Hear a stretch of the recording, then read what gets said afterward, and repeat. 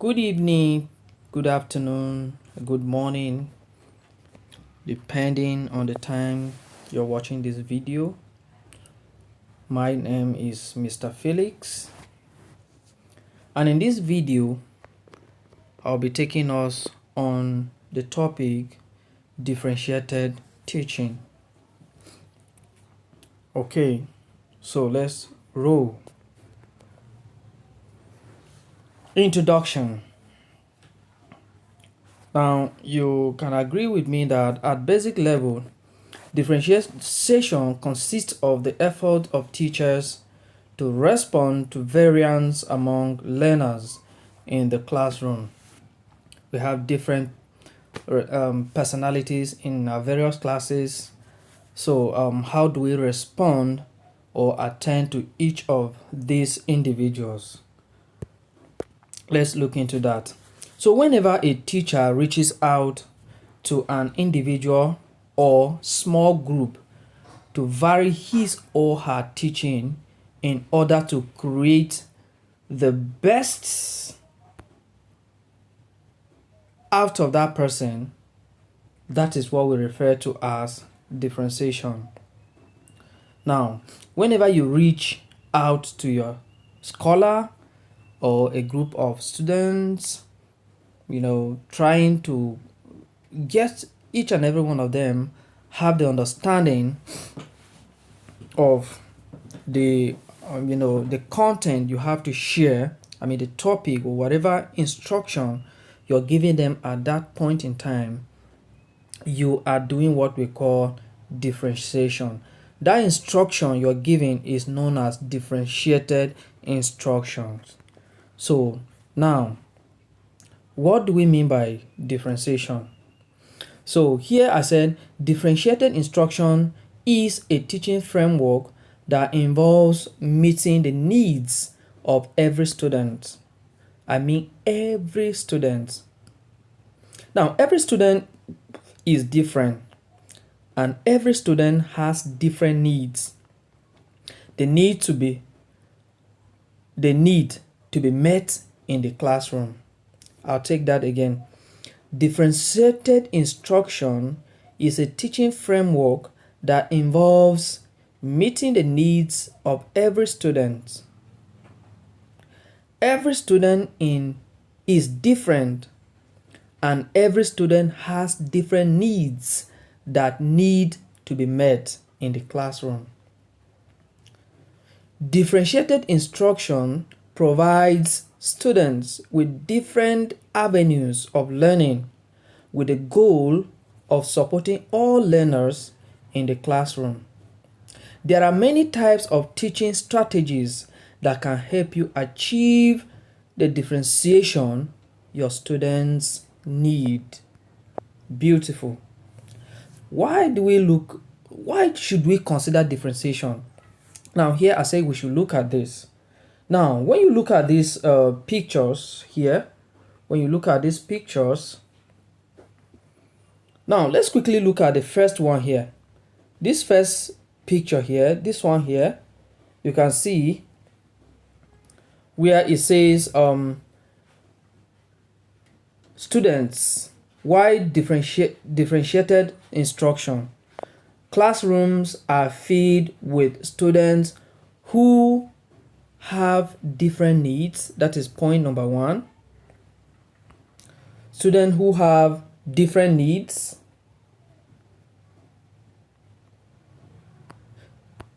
Point number one, students who have different needs. Secondly, students that come from different educational backgrounds. Well, you wouldn't know, the kind of background they were given from their various schools, the different schools they are coming from. And the third point there says they have different attention spans and interests. Very, very important. Point number 4, this one here says they have different language abilities. Beautiful. Different language abilities. So what do we mean by that? when we say a student have different language ability, you know, most of them might be coming where, you know, they teach Spanish. Some will be coming where they use the local languages in passing the instruction and all that. So you need to put all this in check. And the last point here, last but not the least, this one said they have different cultural background. Another key point, different cultural background. Now, you agree with me that some people, some children, when they speak in your class, you yourself as a teacher, you will feel like, oh, laughing and all that. So if you even see some, by the time, you know, one or two scholars, it's a student in the class, laugh at them, sometimes they will become withdrawn. They will not feel like talking. So you need to consider all these. Some are outspoken, while some, you know, are introvert and all that. So you need to take a look at all these um, needs in your class. These are the kind of people you have in your classroom. So let's move on. Now, teachers can differentiate at least 4 classroom elements based on student readiness, interests, or learning profile. I will explain more on that. So let's look at the elements of differentiation. Point number one, element number one, here we talk about content. Now, the content here, it says that the content is what the student needs to learn or how student will get the desired knowledge. What student need to learn or how they are going to get the desired knowledge. That is the first one. The second one is what? Process.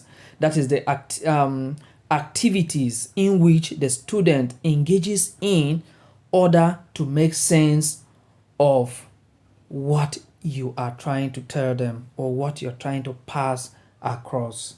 Then the third element, which is what? Product. Now this one here is the aspect where you're going to tax the understanding of your children based on what you're teaching them. You will tax them. You can ask them to what? Maybe you're teaching them multiplication.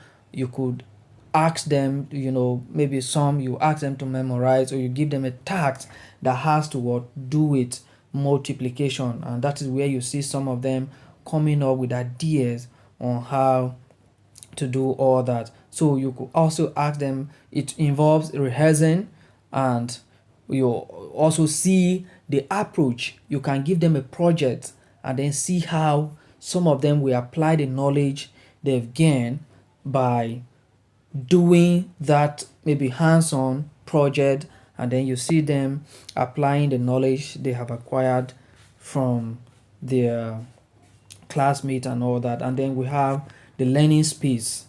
The learning space in your class, you make them feel at home. That is the area where the children are going to work and feel. That is how are they, the way they are going to feel in your class. And are they going to feel welcoming? Are they going to feel comfortable? Are they going to feel rejected? The environment determine a lot in their learning. Okay, now when you're doing differentiation, I highlight few points here that you look out for. Point number one here, I talk about content, like I explained from the beginning. You see, the content is actually what you are going to, you know, give the students the knowledge. And here I highlight, I say content, you are going to look at the adapting content toward to students interest, age, academic readiness, and language proficiency level. Now, you agree with me that by the time you're teaching a year one student or scholar, and then you begin to bring in, you use terminologies that are not related to their level, they will find it very, very difficult to assimilate or to understand. So you use appropriate knowledge, vocabularies that are related to their word, to their age level. grade level and all that. So you make sure that they adapt to the content of what you're giving them. The language you are using is also appropriate to their what, to their age. And then you look at the interests, and then you go on to process. The process, like I said in the previous one, that is where you see where you're going to what, to look at the individualized process, the pairing, the grouping and all that. And then you look at, okay, in this group, who and who can be in charge, can pass the right knowledge and all that to other. You look at the assistant, those who can be assisting you in ensuring that these instructions are well processed and all that. And then you look at things that can also help you in getting this content across, that you can have the videos to photos. You can once a student see the visuals of what the information you're passing, it help stimulate their understanding and all that. And then you look at the writing, the oral presentation, the way you're talking, they are like just like as what I'm saying now. Even though you are not seeing me, but you are visualizing me, you're looking at me in your mind, and then you're also following up with your whatever is happening. And then also you look at the graphic organizers and then the project, like what I said in the product. This is where you assess your scholars. You let them apply the knowledge they have acquired. You look at the content of what you're giving them, the processes, the way you're going to give them this knowledge, and then you now want to check out, find out how far they have understood and all that. And then effect, you look at the self environment, that is where the effect, you allow them make by the time you're getting your feedback from them, let them make mistakes. Yes, allow them, let them make mistakes, and then you correct them. Let them feel accepted in the class and all that. Don't don't look at them as you or what. Allow them, let them have a feel of what is happening. Let them be the one to do the talking. And by the time you listen to them, and also make them understand that yes, it's possible that we can have people in the class, who can go around. There are some students that cannot, sit down and learn. Some prefer standing. Allow them to have a feel. Let them stand. Some of them that some of them are already they are quiet. They can learn in such an environment. So once you are grouping, you look at the learning ability and then you group them accordingly. And you also let them know that okay, in this grouping we can have people who will be going around. Okay, in this group, before I attend to this other need people, to before I get back to you, I'll have someone who will be assisting me in doing that. So you get people who can assist you and make the whole process flow. Okay, so now let's look at examples on on the content. The first one, examples of differentiating content include the following. One, use reading materials at varying readable level. Use reading materials at varying readability levels. That is, don't give them what in year one, what is supposed to be in year two. Give them what they can read. Make sure that whoever is reading, let them read at their own pace. Let them have a feel. Let them feel that they belong to the class. Let them have a feel. Now, the second one here is putting the word text materials on tape, like what I'm doing now. By the time you want to pass a knowledge, say on your Google Classroom, you can have a video recording like this, and then you put it on there for them to what? To listen to. By the time they listen and all that, okay, so putting text materials on tape, like, yes, and then using spelling or vocabulary lists at readiness levels of students. Please take note of this. the vocabularies you're using. Don't use something that is above their level or below their level. Presenting ideas through both auditory and visual means. Using reading bodies. And finally, meeting with small groups to reteach an idea or skill for struggling learners. Very, very important. Or to extend the thinking or skill of advanced learner. This is where you will let them understand that, okay, so person is coming to your group. Before I join you, let me have a feel of what these people are doing here. Then before you get there, the person who is already there, who you know, understand, have a good knowledge of what you're doing, is already helping you. By the time you get there, it will be a win-win situation. Maybe by the time you get there, they will be the one to be what? To be explaining all of these instructions to you. Okay, so let's move on to the second, the process. Now, this one says for the process include using what? Tied activities through which all learners work with the same important understandings and skills, but proceed with different levels of what? Of support, challenge or complexity, providing interest centers that encourage students to explore subset of the class topic of particular interest to them. Now, this is where you have in your class you have the reading group. You can either call them center, you can name them, and then you have what? You have your instructional material stations. You could send them to go pick what they want, allow them have their fee, pick what you want to read, pick the activity you want to do, let them pick the activity of their interest, isn't it? Let them have their fee, have their way. But all what you're doing, let it be related to what the topics in question. Whatever instruction you're giving, let it be that you have the high flyers, assisting you and making sure that they hold. For those that cannot read well, please ensure that the high flyers, by this time a student is learning, is different from a student to teacher. Sometimes they get to understand when a student is passing such knowledge to them better than the teacher. So let them have that. Let them have that feel. That is the essence of having your strikers in the class. And also developing what? Personal agendas.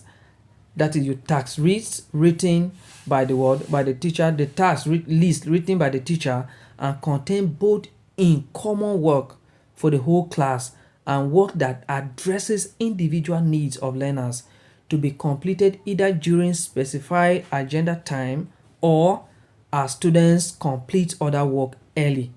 Now, by the time those that are not, those that are slow in the class, the slow learners, you can allow them. By the time those high flyers are done, they can assist them, guide them while you're also visiting other groups.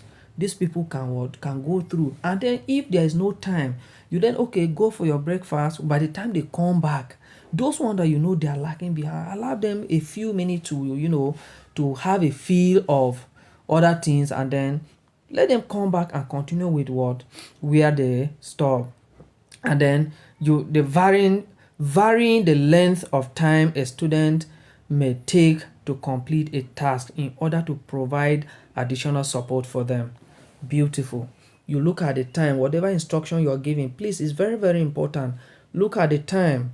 Don't give them something that will consume more than the time you're supposed to use for that lesson. Give them something that they can work within the specified time. So time is also of essence. Very, very important.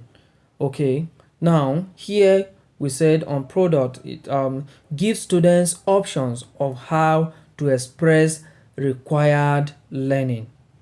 Now don't allow them to be, don't restrict them. Let them express themselves in a way they understand. Okay, using rubrics, that is you as a teacher now using rubrics that match the extent students vary skill levels.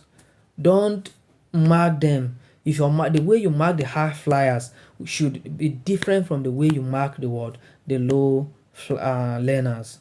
because the high achievers can answer say 5. If you ask them to explain this one, you can ask them to define.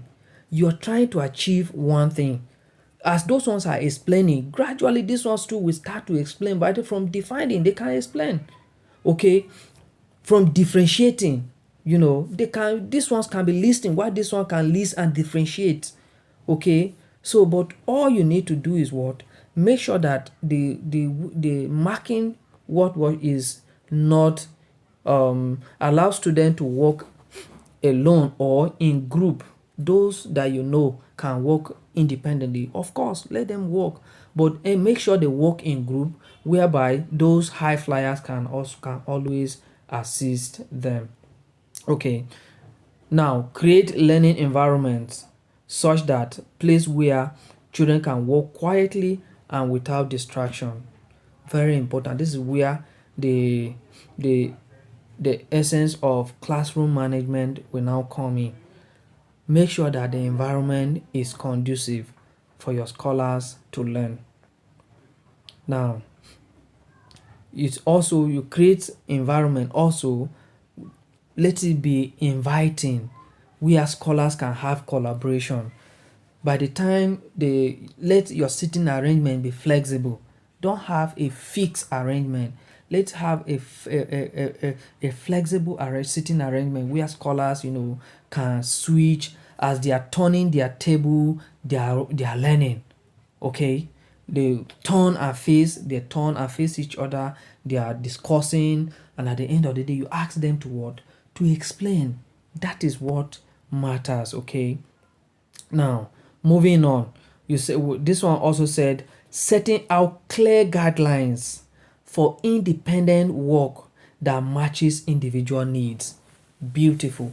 Now, let them have instructions, rules on how to do things. Now, also developing routines that allow students to get up when teachers are attending to other students, other scholars. Creates room for them to what, to get to meet with other small group, to have a feel of what other groups are doing. So by the time everybody is done, you can have this group stand up, explain, this group stand up, explain, and then if there's any observation and any other thing, you, of course, that is now time for you to what, to make observation and correct them appropriately. Okay, now I want to believe that this article, the essence is to what, is for it to expresses how important it is to develop ways to meet our students' social and academic needs through differentiated teaching. Thank you.